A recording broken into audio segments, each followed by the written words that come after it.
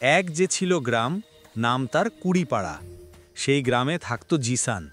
জিসান ছিল একটু অলস, কিন্তু বুদ্ধিতে দারুণ পাকা। একদিন জিসান হাট থেকে এক হাঁড়ি ঝুলা গুড় কিনে ফিরছিল। ফিরতে ফিরতে বেশ রাত হয়ে গেল। হঠাৎ তেঁতুল গাছের ডাল থেকে ধপাস করে সামনে নামলো এক বিশাল রাক্ষসী। তার গায়ের রং আলকাতরার মতো কালো, মূলোর মতো দাঁত, আর মাথায় জট পাকানো চুল। রাক্ষসী এসেই হুঙ্কার দিল, হালুম হুলুম হুতুম ভুতুম, আমি তোকে খাবো, কাঁচা চিবিয়ে হাড় মরমর করে খাবো। জিসান প্রথমে একটু ভয় পেল, কিন্তু বুদ্ধি খাটিয়ে বলল, আরে মাসিমা, থামুন থামুন, আমাকে তো খাবেনি, কিন্তু তার আগে একটা কথা বলুন তো। কি কথা? আর আমাকে মাসিমা বললি কেন? আমি কি তোর মাসি? না না, আসলে আপনাকে দেখি খুব মায়া হচ্ছে। আপনার স্কিনটা কি বাজে হয়ে গেছে দেখেছেন? রোদে পুড়ে একদম টামাটে হয়ে গেছে, গালের চামড়া ঝুলে পড়েছে। এই চেহারায় আমাকে খেলে তো বদহজম হয়ে যাবে আপনার। কি বলছিস? আমার স্কিন খারাপ হয়ে গেছে? আমি তো রোজ পুকুরের পচা কাদামাটি মাখি, তাও গ্লেজ দিচ্ছে না। ছি ছি, কাদা মাখলে কি গ্লেজ দেয়? আমি শহর থেকে special golden glow herbal face pack এনেছিলাম নিজের জন্য, কিন্তু আপনাকে দেখে মনে হচ্ছে এটা আপনারই বেশি দরকার। ওরে বাবা, আমাকে দিই না ওই ফেস প্যাকটা। যদি আমাকে সুন্দর করে দিস, তবে আজ তোকে খাবো না। জিসান মনে মনে হাসল।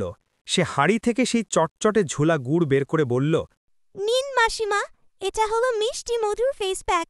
এটা পুরো মুখে ভালো করে মেখে 10 মিনিট চোখ বন্ধ করে বসে থাকুন, তারপর দেখবেন কেমন পরীর উপা লাগে। রাক্ষসী খুশিতে গদগদ হয়ে সারা মুখে, চুলে, নাকে কানে সেই ঝোলাগুড় মেখে ফেলল। তারপর চোখ বন্ধ করে ধ্যানে বসল। এদিকে মিষ্টি গুড়ের গন্ধে জঙ্গলের যত লাল পিঁপড়ে আর ভিমরুল ছিল সব পিলপিল করে বেরিয়ে এলো।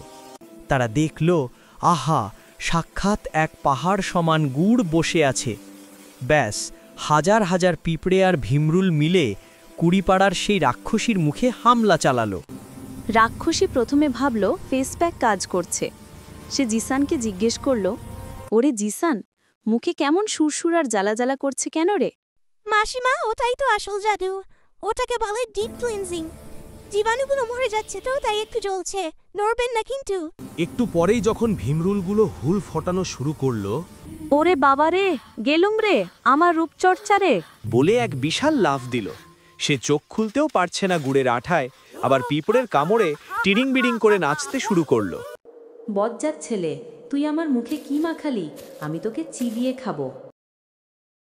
আগে তো পিঁপড়েদের হাত থেকে বাঁচুন মাসিমা, টাটা। রাক্ষসী সেই যে দৌড় দিল, সোজা গিয়ে ঝাঁপ দিল পুকুরে। আর জিসান মনের সুখে শীষ দিতে দিতে কুড়িপাড়া গ্রামে নিজের বাড়ি ফিরে গেল। এরপর থেকে ওই রাক্ষসী আর কোনোদিন এই গ্রামের দিকে আসেনি। ভিডিওটি ভালো লাগলে আমার ইউটিউব চ্যানেলটি সাবস্ক্রাইব করুন। ইনশাআল্লাহ আরও ভালো ভালো ভিডিও পাবেন।